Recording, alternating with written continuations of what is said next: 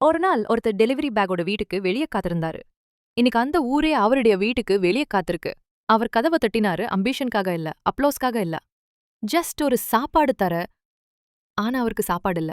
அவரோட பேரு யாரும் மரியாதையா கூப்பிடல. ஒன்லி ஃபுட் ஆப்ல ஒரு பீப்.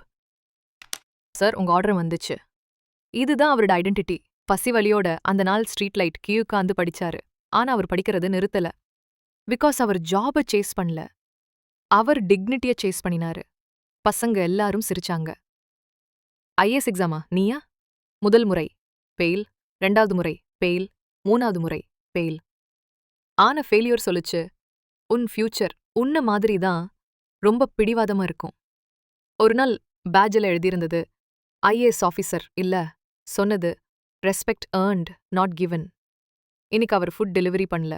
இன்னைக்கு அவர் ஹோப், ஜஸ்டிஸ் அண்ட் சேஞ்ச டெலிவர் பண்றாரு. Inspired by multiple